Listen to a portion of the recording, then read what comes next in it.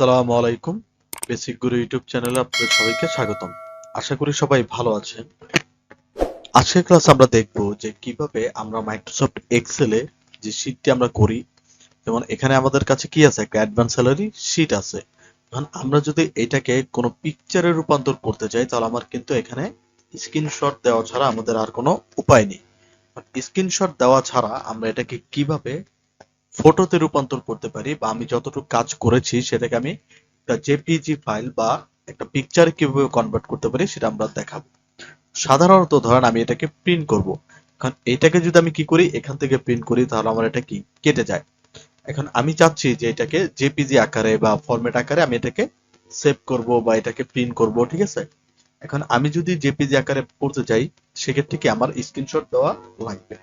এখন আমি চাচ্ছি যে এই লেখাগুলোকে সিলেক্ট করে কপি করি, ঠিক আছে। কপি করার পর আমরা যদি এখান থেকে ওয়ার্ডে চলে যাই, আমরা ওয়ার্ডে গিয়ে এখান থেকে আমরা পেস্ট করি, ঠিক আছে। এখান থেকে আমরা পেস্ট করি তাহলে দেখবেন এখানে কি আসছে, সেই এক্সেল শিটের সেটাই চলে আসছে। বাট এটা কি জেপিজি আকারে কিন্তু হয় নাই, ঠিক আছে। এটা কিন্তু জেপিজি আকারে হয় নাই। আমরা চাইলে এটার মধ্যে কি এডিট করতে পারি, ঠিক আছে। এটা যে আমার এক্সেলের যে শিট, ঠিক সেম শিট আমি এখান থেকে জাস্ট পেস্ট করতে পারি। বাট আমি এটাকে কি করব, জেপিজি আকারে নিব। তাহলে আমি এখান থেকে কি করতে পারি, আমরা এটাকে ডিলিট করে দিই। আমরা এখান থেকে চলে যাই লেআউট, এটা কিন্তু টেবিল আকারে আসছে, ঠিক আছে। লেআউট থেকে দেন আমরা ডিলিট থেকে ডিলিট টেবিল। বাট আমরা চাচ্ছি যে এখান থেকে আমরা পিকচার করব। তাহলে এখান থেকে আমি জাস্ট স্যাম্পল হিসেবে আমি দেখাচ্ছি, এখান থেকে আমি জাস্ট ইনসার্ট থেকে বা লেআউট থেকে আমি এটাকে জাস্ট এখান থেকে ওরিয়েন্টেশনটাকে ল্যান্ডস্কেপ করে দিই যাতে আপনার দেখতে সুবিধা হয়। এখন আমি চলে যাব এক্সেলে। এক্সেলে যাওয়ার পরে আমি ফার্স্ট অফ অল কি করব, এই লাইনগুলো সবগুলোকে সিলেক্ট করব। সিলেক্ট করার পর এই যে এখানে দেখতে পাচ্ছেন কপি, এই কপির এখানে অ্যারো বাটনে ক্লিক করব। কপির অ্যারো বাটনে ক্লিক করার পর দেন আমরা এখান থেকে দিব কপি অ্যাজ এ পিকচার, ঠিক আছে। Copy as a picture. Then এখান থেকে দুটো অপশন আসবে, যে অ্যাপারেন্স এবং আসবে ফরম্যাট। তো ফরম্যাট আমার থাকবে পিকচার অবশ্যই, এবং অ্যাপারেন্স থাকবে যে অ্যাজ শোন অন স্ক্রিন, ঠিক আছে। দেন আমরা এখান থেকে ওকে প্রেস করব। তাহলে এটা আমার কি হবে, ছবি আকারে এটা আমার কপি হয়ে যাবে।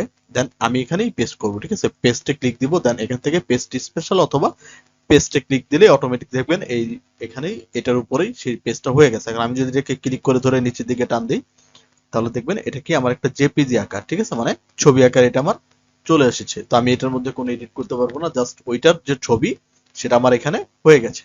এখন আমি কি করতে পারি, এটাকে রাইট বাটন ক্লিক করে আমি এখান থেকে কপি করে নিতে পারি।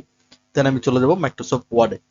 মাইক্রোসফট ওয়ার্ডে যাওয়ার পর আমি জাস্ট এখান থেকে ফাইল বা হোম থেকে পেস্ট করে নিলেই এটা আমার কি পেস্ট হয়ে যাবে, ঠিক আছে। এটা আমার কিন্তু এখন জেপিজি আকারে আছে। তো আমরা যদি এটাকে সরাতে চাই বা এটা কিন্তু সরছে না, তাহলে রাইট বাটন ক্লিক করব। ক্লিক করার পর এখান থেকে দিব র‍্যাপ টেক্সট।